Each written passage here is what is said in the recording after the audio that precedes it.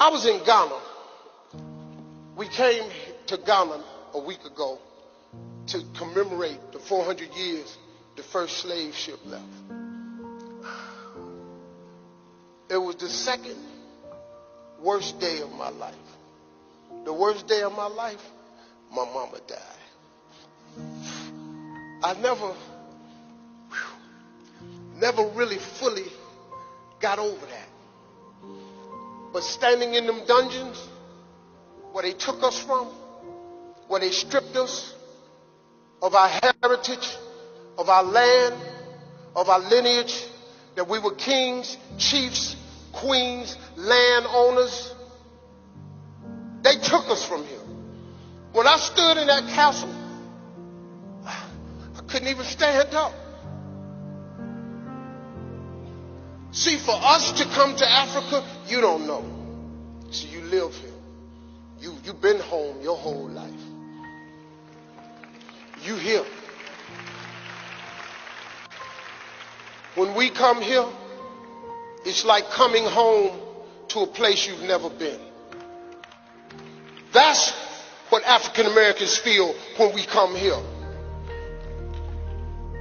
I don't know who, but when I stood in that slave dungeon, one of my ancestors was there.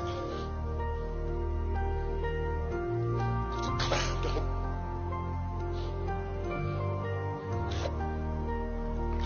And I fell. I couldn't even stand up because one of my ancestors was in that room. Man. See, then we went to the second castle. I didn't have that feeling. I was just angry at what they did to us. How dare you create such an evil scheme to strip people of who they are and take us to this land far away where we were hated even more. And then we go over here and we build a nation. We built America.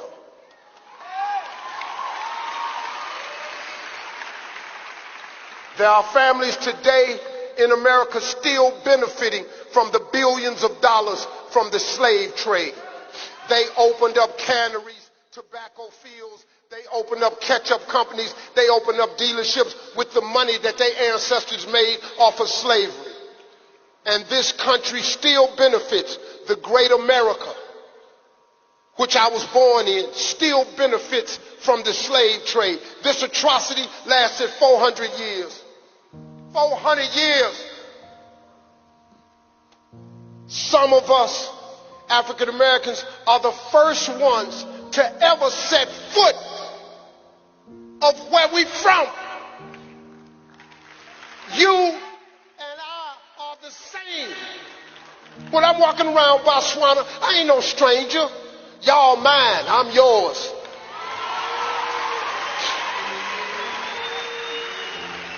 I'm black like you. I'm African. See, you don't understand. I'm 62 years old. I know you can't believe it.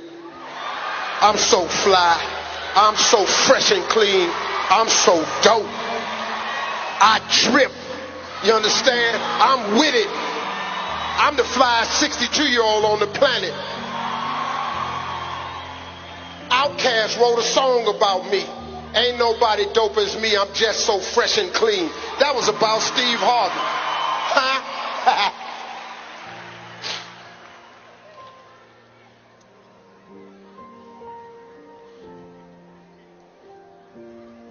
I've been around long enough. I was born in 1957 when we was niggas.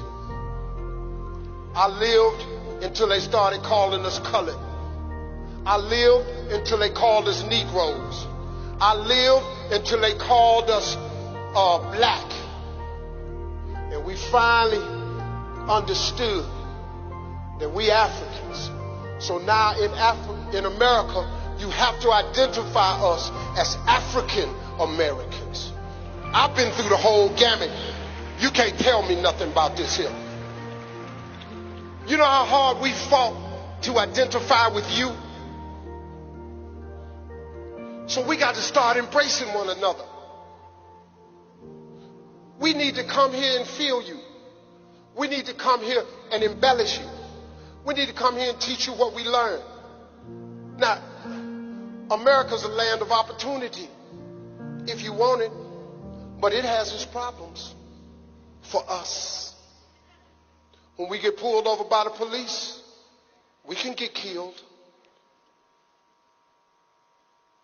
Slavery over, apartheid over, the residue is still there. We go into a store with a hoodie on, we walk down the street with a hoodie on, Trayvon Martin, they kill us, they get off, they go home. The man selling cigarettes in New York, police chokes him to death, kills him, he go back to work. Philippe up in Minnesota, stopped by the police on Facebook Live. Watch him shoot the black man. The girl said, "Why did you shoot him?" He said, "I don't know." He free. The police that beat Rodney King to death, to a pulp, they free. Huh? That's why we say, hold up. African American. And as successful as I've been over there, as wonderful as I've created life for my family, I want nothing more than to come home.